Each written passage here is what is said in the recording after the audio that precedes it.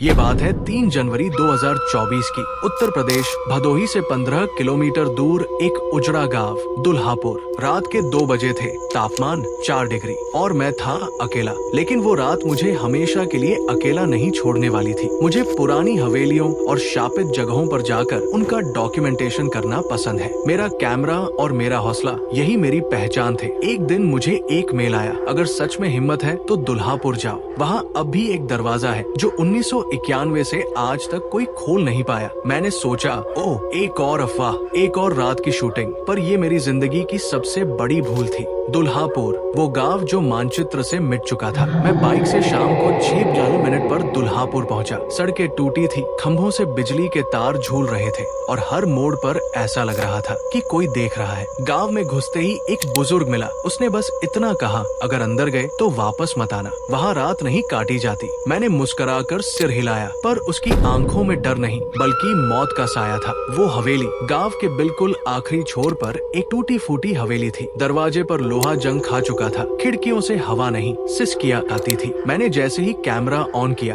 कैमरे की स्क्रीन काली हो गई, मोबाइल का नेटवर्क गायब, घड़ी की सुई बंद, जैसे समय उस हवेली के लिए रुक गया हो। मैंने जोर से दरवाजा खटखटाया। भीतर से कोई दरवाजा धीरे से खोल रहा था, लेकिन आवाज लकड़ी की नहीं, मानो किसी की हड्डी टूटने की थी। मैंने लाइट जलाने की कोशिश की, लेकिन हर लाइट बस एक पल के लिए जलती और बुझ जाती। कभी कभी उस रोशनी में कोई चेहरा दिखता, बिना आंखों का, कटा हुआ गला, मुंह में कीड़े। मैंने खुद को समझाया, डर नहीं, तू अकेला नहीं है। पर सच्चाई ये थी, मैं अकेला नहीं था। वो कमरा जहाँ वक्त थम गया था। मैं हवेली के सबसे पिछले हिस्से में पहुंचा। वहाँ एक कमरा था और उस पर लिखा था, जो अंदर गया वो फिर कभी इंसान नहीं रहा। मैंने दरवाजा खोला। भीतर पूरा कमरा लाल था, जैसे किसी ने ताजा खून से रंगा हो। फर्श पर एक औरत बैठी थी, बिना सिर की, और उसके हाथ में मेरा नाम लिखा कागज था, किशन। मैंने तो अपना नाम वहाँ कभी लिखा ही नहीं था। अचानक वो चालू हुआ। कमरे की चारों दीवारों पर एक साथ चीखें गूंजने लगी, कानों में मानो सुई घुस रही हो। मैंने भागने की कोशिश की, पर मेरे पैर जमींदोज हो चुके थे, जैसे किसी ने पकड़ लिया हो। मेरी सांसें तेज चलने लगी। मैं चिल्लाया, कौन है, क्या चाहिए? और तभी वो आया, एक आदमी,